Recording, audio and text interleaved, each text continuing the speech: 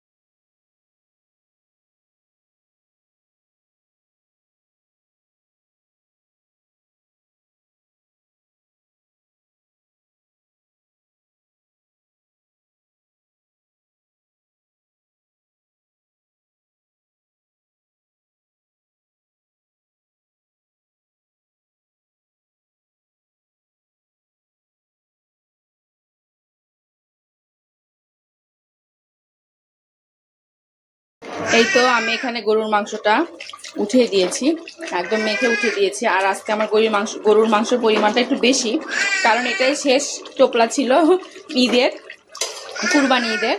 তো আমি সম্পূর্ণটা একদম রান্না করে নিচ্ছি, যে ফ্রিজে রেখে রেখে অল্প অল্প করে খাবো। একদমই সব রান্না করে নিচ্ছি এই জন্য। আর এইদিকে আমার মেয়েরা খেলা করছে, ছোট মেয়ে বড় মেয়ে, ওরা দোলনায় করে ঝুল্লু খাচ্ছে। আর আমি তো মাংসটা সুন্দর করে রান্না করে নিচ্ছি, একদম কষে কষে রান্না করে নিব।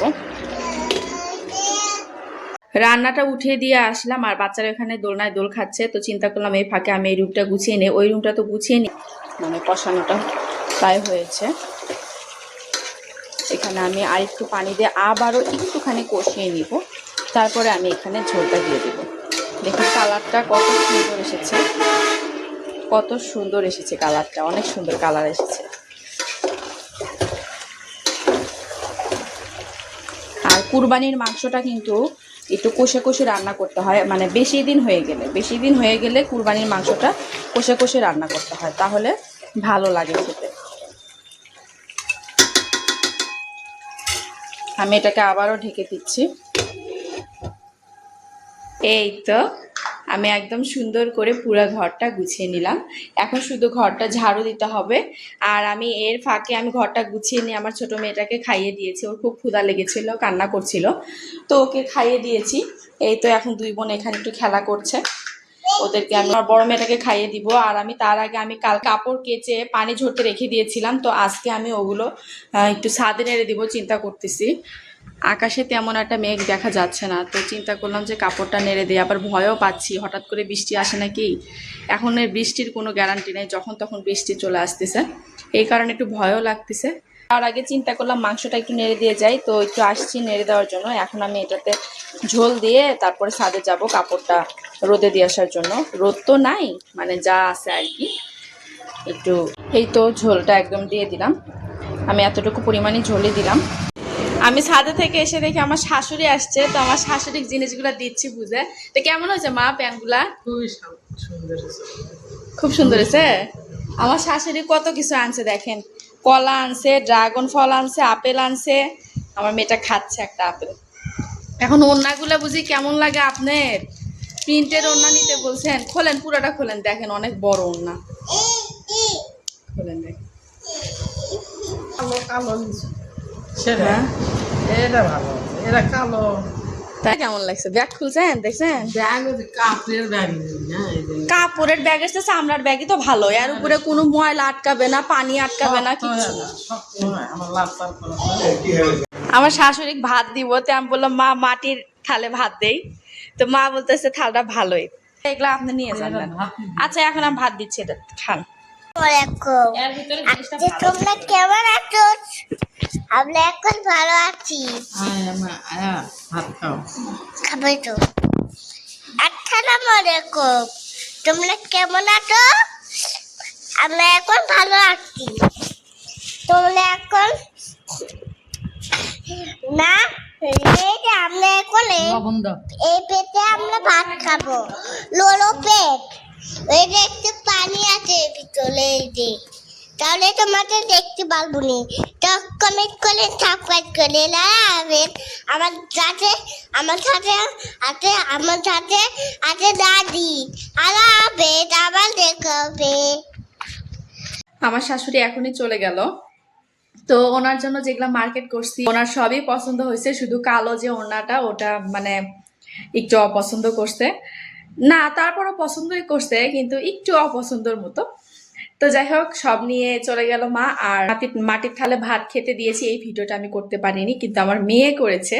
আমি অবশ্যই এই ভিডিওর ভিতরে ওইটা দিব, আপনারা দেখবেন আমার মেয়েটা কেমন করে কথা বলছে, ভিডিও কেমন করে মানে নড়াচ্ছে ক্যামেরা, হাত বারবার ক্যামেরার সামনে যাচ্ছে। আর হচ্ছে আমার শাশুড়ি থাল আর বাটি গ্লাস ওগুলো পছন্দ করছে, নিয়ে যেতে চাইছে, কিন্তু মানে পরবর্তীতে বলতেছে না এটা থাক, তুমি হচ্ছে পান্তা খাবে। আমার শাশুড়ি তো পান্তা খাওয়ার জন্য বড় একটা হচ্ছে বাটির মতো, বড় বাটির মতো থাকে, তো ওটাও নিবে। তে মা বলতেছে যে তাহলে তুমি একবারে যখন বগুড়া যায় কিনবা তাহলে সবগুলো সেট একদম আমাকে দিও, এটা থাক। আর আমার বড় মেয়েটাও বলতেছে মা দাদি এটা নিও না, এটা আমার, মা তোমাকে নতুন কিনে দিবে। তোর দাদি আর নিতে পারে বলেন? তোর দাদি বললো আচ্ছা এটা থাক তাহলে, মারিয়া তুমি আমাকে একটা ভালো সেট কিনে দিও, মানে থাল বাটি গ্লাস, আবার পান্তা খাওয়ার মতো একটা বড় বাটি। তো এগুলা সব এখন আমি বগুড়ায় গেলে মার জন্য নিয়ে আসবো। এই তো এই ঘরটা আবার একটু এলোমেলো হয়ে গিয়েছে, তো মাকে খাইতে দিছিলাম, সেগুলো এখন ধুয়ে ফেলতে হবে। তো এখন এই ঘরটা আবার আমি একটু গুছিয়ে ঘরটা ঝাড়ু দিয়ে ফেলি একদম। আর আপনাদের আমার রান্নার ফাইনাল লুকটা দেখাতেই ভুলে গিয়েছি, ছাদে থেকে এসে দেখি আমার শাশুড়ি এসেছে। তো এই তো আমার রান্নার ফাইনাল লুক, দেখতে অনেক মজা হয়েছে, খেতেও অনেক বেশি মজা হয়েছে। আর কুরবানির মাংস এইভাবে কষিয়ে কষিয়ে রান্না করলে অনেক মজা লাগে, মানে বেশি দিন হয়ে গেলে এইভাবে রান্না করলে মজা লাগে।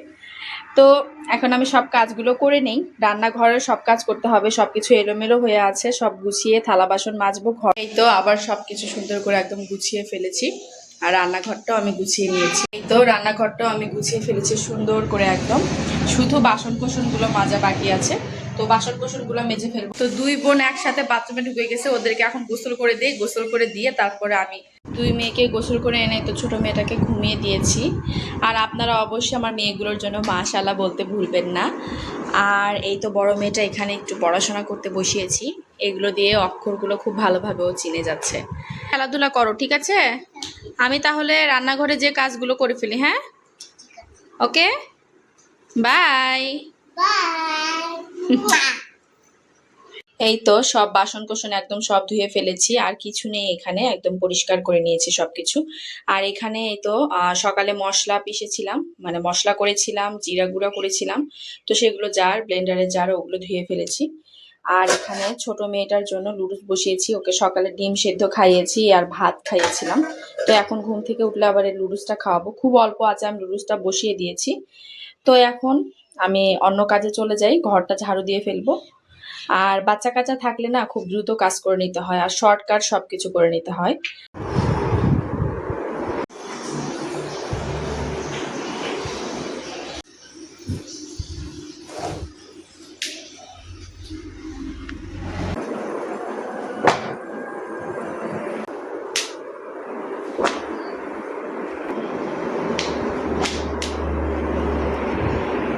দেখেন অবস্থাটা, দেখেন কিভাবে কোথায় পা দিয়ে দাঁড়ায় আছে।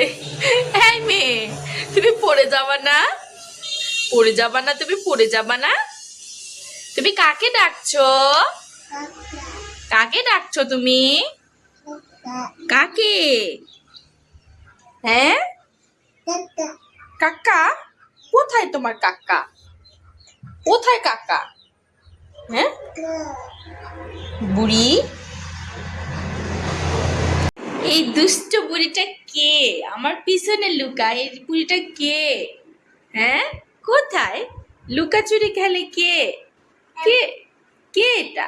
দেখুন তো এই দুষ্ট বুড়িটাকে আপনারা কেউ চেনেন নাকি? এই দুষ্ট বুড়িটা কে? শুধু মামুনির সাথে এসে শুধু দুষ্টামি করে। এটা কে? এটা কে?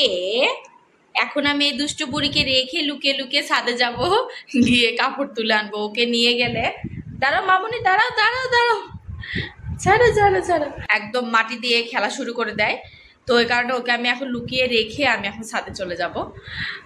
এই তো আমি কাপড় উঠে নিয়ে আসলাম, আর আমি ছাদে গিয়েছি কাপড় উঠাতে, এর মাঝে এই বুড়ি কি করছে, একা একাই নিচে চলে গেছে। আমি এসে দেখি নাই, কোথায় গেল? আমি খুঁজতে খুঁজতে দেখি একদম নিচতলায় চলে গেছে, মানে একদম রাস্তায় চলে যাচ্ছে। এত রিস্ক দেখে নিয়ে, যেটা বলার মতন না। পরে আবার তাড়াহুড়া করে যে নিয়ে আসলাম।